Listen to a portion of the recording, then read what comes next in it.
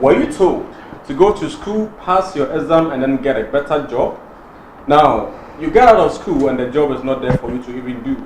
In the midst of all these challenges, there are some people, while they are in school, they are still doing businesses.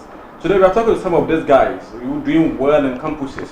They start their businesses and they're able to take it after school and then they make a living out of it. And this is Entrepreneur 101. My name is Solomon Ajay.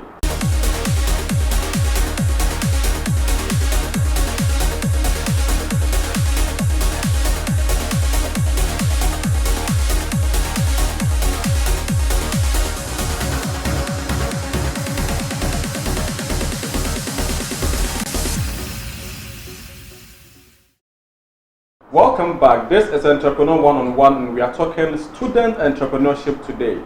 Now my guest is a gentleman who started his business while he was in school. He is out of school, but then he is taking his business to the next level. I am chatting with Bright Aferi, the CEO of Hillbill Shoes. Bright, welcome. Thank you. Great. So Bright, let's talk about Hillbill Shoes. How did it all start? I'm way back on campus. Right.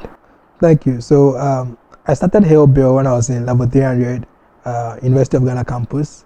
So the idea of the business came to mind when I realized that after lectures, I'll just go back to my room and I'll either watch movies or while I waited time with friends. And then I felt like I was wasting so much time. I could use that time to do something more profitable. So in the midst of that, I was thinking of something like a business I could start on the side or after lectures. So that I could utilize that time that I had on my hand more effectively. So I wanted to do a business, but at the time I didn't really know which business to start until one day I went to the market, Countermount market, to purchase a pair of shoes that was made in Ghana. So I wore these shoes, and on my way to lectures one day, the sole of the shoe came off. So I got disappointed because I had to go back to the hostel and change to another shoe before I could go back to lectures. So that challenge I faced kind of challenged me to take on the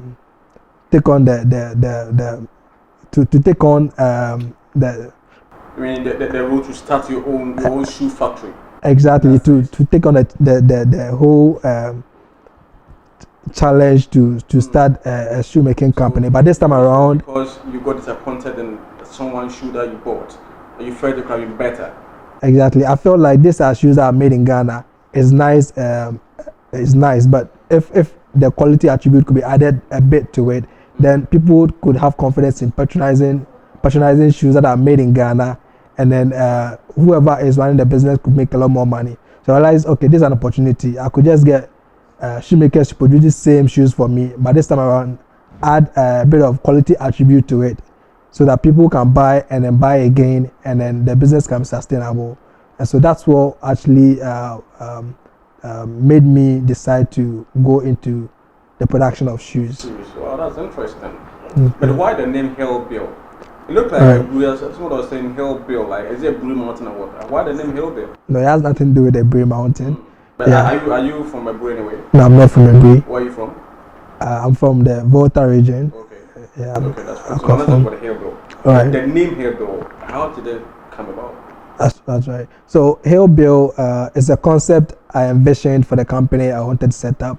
So I was looking at building a company that would go to the highest point and then it stays at the top. You know, most companies go to some point and then for some reason they start dwindling or start collapsing. So I wanted the name of the company to fit into that concept I was envisioning for the company I was setting up. So the hill there is reflecting or referring to climbing to the top. Okay. Yeah, and then bill, the tip of an anchor that is used to hold ships in the sea, is called a bill. And anchors are used to hold things steadfast. So before you can stay at the top, you need something that can keep you at the top, to hold you at the top. And so the play on words, the bill and the hill, I feel like it fitted the concept. So I just put them together for the company. Exactly. Very, very interesting. Thank you. I love that. Thank you. Now, so you were in level 300 when you got the idea to start the Hillbill Shoes. Right. Were you in need of any money to start it, or how did you get cash? for the whole thing to take off? Right. So I started a business very small. I started with 50 Ghana cedis. I was lucky enough to have found a shoemaker who was right on campus. So I contracted him to make one shoe for me. Okay, the 50 cedis could actually make 2 shoes. So he got me 2 shoes. I wore one and I sold the other one for a profit. And so for like 6 months, I was just producing the shoes and then plowing back the profit into the business. I didn't touch any of the money.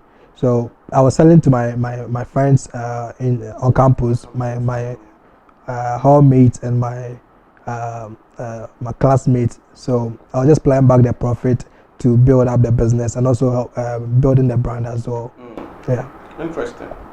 So you got one shoe and then you wore one, you sold the other one. Exactly. You got 2 shoes, you wore one, you sold the other one. Yeah. That was your first business. That was my first business. Interesting. So you actually had people, making the shoes for you. So you don't make shoes yourself.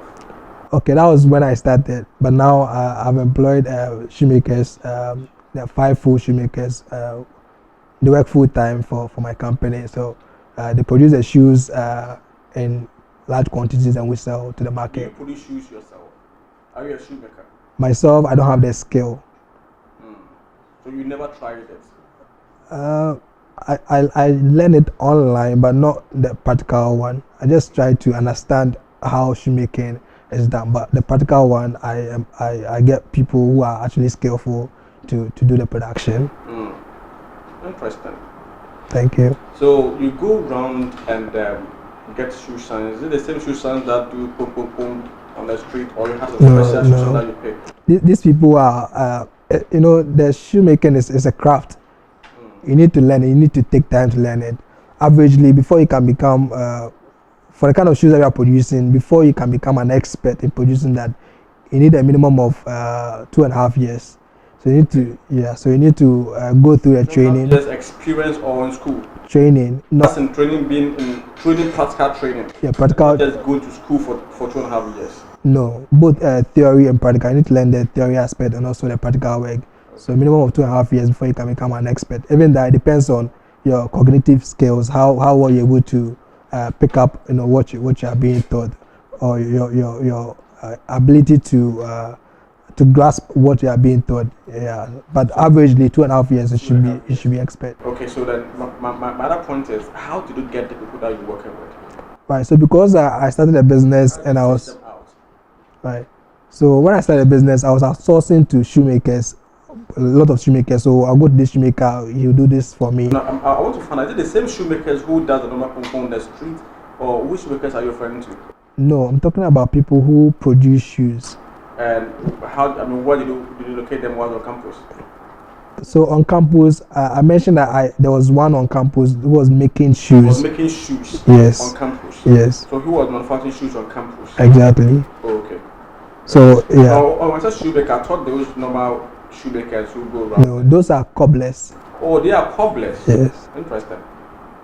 Okay. That's cobblers. Yeah. Cobblers and shoemakers. What's the difference anyway? Yeah, so the difference is a shoemaker is someone who makes shoes. He produces the shoes, and a cobbler is someone who shines the shoe, or try to keep it like you keep the shoe clean or something, polish it and stuff like that. That's fine. So now let's get to the factory. How do you guys make the shoes? Well, it starts with the design of the shoes. So there's someone who is in charge of designing the shoes that we want to produce. So once the design is put together in a pattern, we cut out the material, whether it's leather or suede material, we cut it out, and then in the same as the design that has been produced, we cut it out, and then we sew the various parts together, and then after that there's a thing we call last. The last is what gives the shape of the shoe. So all the shapes of the various shoes that you see, there's a wooden or plastic material.